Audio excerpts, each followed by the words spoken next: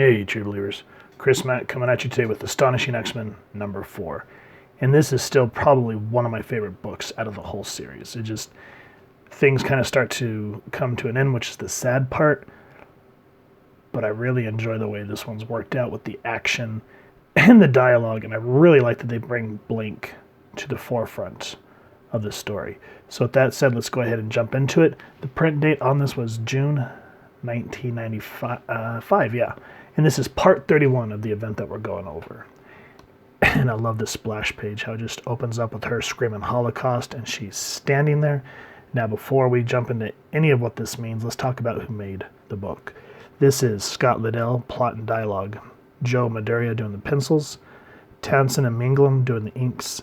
Steve Bucaletta colors. Digital Chameleon separations. Starkings and Comicraft lettering. And Bob Harris is the editor.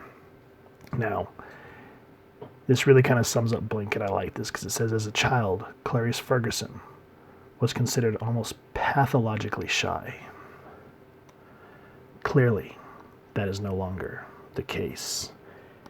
And I just love the silhouetteness of her, how she's just kind of bathed in black because of the fire booming behind her, and you get her Blink crystals here just in the foreground, in the background, just sparkling and just showing that she's no longer this shy child, but is a soldier of Magneto and the X-Men. In the first few pages, just these gorgeous splashes, such as like this. And so we kind of get this standoff like you'd see like in a spaghetti western or a Shogun western. And she, what's it called? Holocaust is kind of saying, I'm sorry that we've never met. And she goes, and she's like, what does she say? Hold on, it slipped my mind. She goes, the name is Blink, and I'm not a child. I'm the X-Men that's going to stop you in your genetic callings. And even though, you're supposed to hate this guy, it's weird how much of a cool customer he is.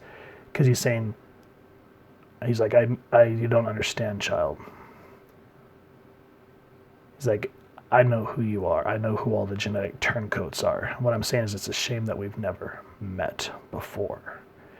So that's what I kind of like, is when we have a standoff like this and the villain's kind of, you hate him, but, he's not quick to react. He's just calm and collective. It just really helps with the story and whatnot. So this battle begins, and I just love how they utilize Blink's powers, which I don't want to give away, but what I wanted to jump to is how she's able to get out of what Holocaust does to her, and she's just ready to take him out. And these are one of those panels that has stuck with me all these years since I first read it back in 1995, where she, they're kind of at a standoff where he has his gauntlet at her face, she has her Blink powers at him, and he's smiling, and she's determined to take him out. And he just kind of says, who's faster? Now, without giving away too much of what happens, I like how she stands there and she goes, my name is Blink. And who do you think's faster?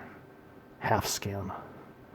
So again, back in the day, humans, they always call flat scans, and then I've never heard half scan before, so this is like the first time I've heard that. So it's kind of interesting that, she's saying that he's not full mutant, so hence the term half scan.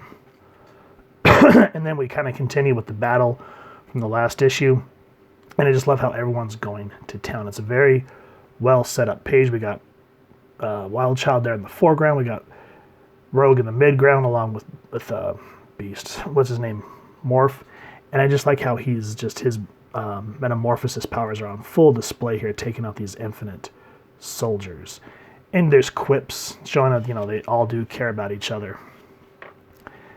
And while all that's happening, we see that Magneto's being taunted and tortured by Apocalypse. So while this is happening, you start to feel the suspense of the overarching of this entire story.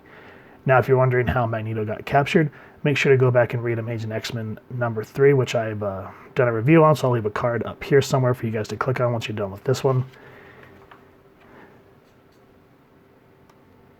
And Magneto's trying to say that, so long as there's people like me that believe that you're wrong, we'll always be fighting. And Apocalypse is like, what hope do you have, since I've eliminated your Eurasian High Council, which that's the story that kind of flows in Weapon X along with X Universe. We've done reviews on those, so I'll try to leave those cards throughout the review as well. So this is all kind of a accumulation of all the suspense and drama that's been happening across all the books.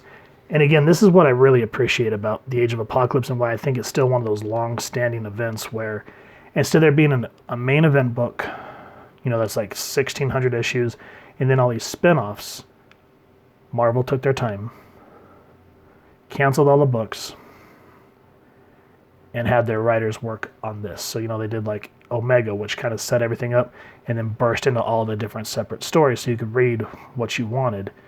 And it still makes sense because I like that the editors made sure that you knew what was kind of going on. And if you hadn't read the other books, they'd say, check this out to understand what he's saying here. That's how you event.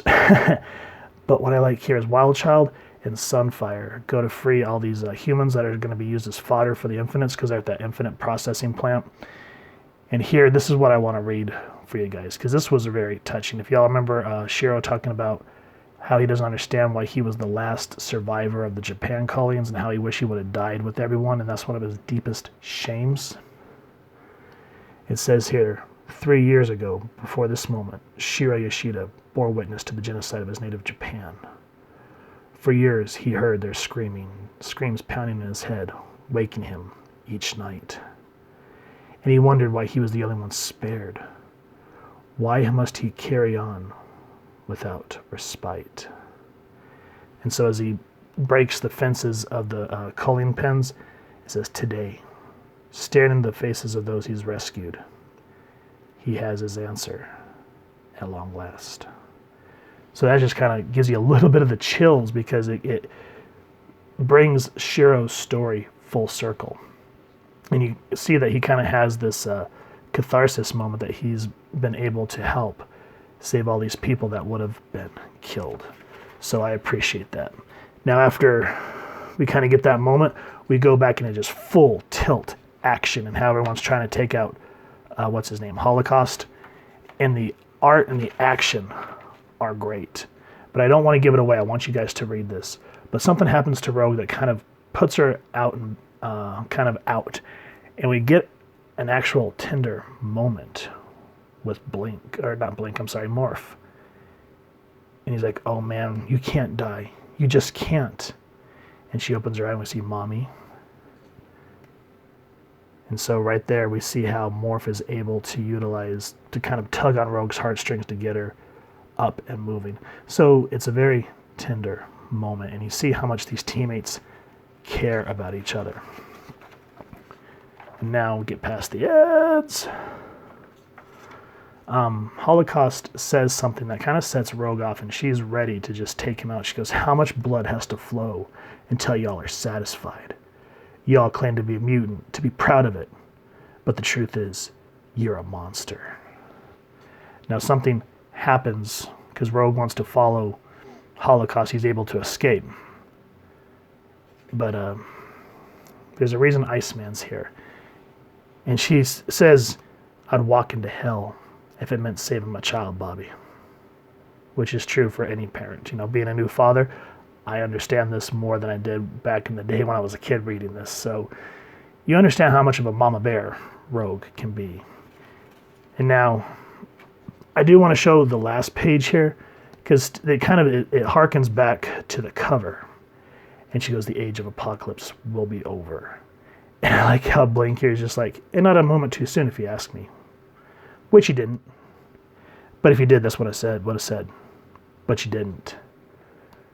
So again, I love how Morph adds this level of levity to the book because this is some heavy stuff to get into, and it really tugs on your emotions, really starts to make you feel the hatred for Apocalypse. And I just like that they use Sydney, even his name being Sydney, to just kind of make you laugh a little bit so it's not all bleak, to give you some hope, to want to fight with your heroes. And that's some good storytelling. And the artwork here by the art team, I love that silhouetteness of the fire. Again, kind of harkens back to in the beginning with Blink standing there large and in charge. Same thing here where they're set, their, their will is refortified and they're ready to take down their oppressor. And that's just a great way to end a book. That's why I didn't want to spoil a lot of the other action and dialogue that happens in this series because this is definitely one you want to pick up. Astonishing X-Men was like the first X book back in the day that I started kind of reading along the Age of Apocalypse lines, and I loved it. And it made me branch out to, X-Men, Weapon X, and the entire Age of Apocalypse run, and this is kind of what got me back into X-Men. So yeah, if you don't want to get any other of the Age of Apocalypse books, I highly recommend at least getting this one. So with that said, if you have enjoyed it, please first and foremost support your local comic shop and see if they have one in stock. If you've enjoyed this review, we really would appreciate if you take a moment to hit like, share, and subscribe. Helps the club channel more than you could possibly know. And if you won't mind hitting that fancy little X-Men bell next to subscribe, that way as we continue to upload content, you guys will get notified. You can come to the channel, and we love talking with y'all and hearing your feedback down in the comments below or on our social media pages, which I'll make sure to leave the links down in the description. So with all that said, thank you so much for stopping by. I hope y'all continue to have an absolutely amazing day reading, and happy hunting, true believers.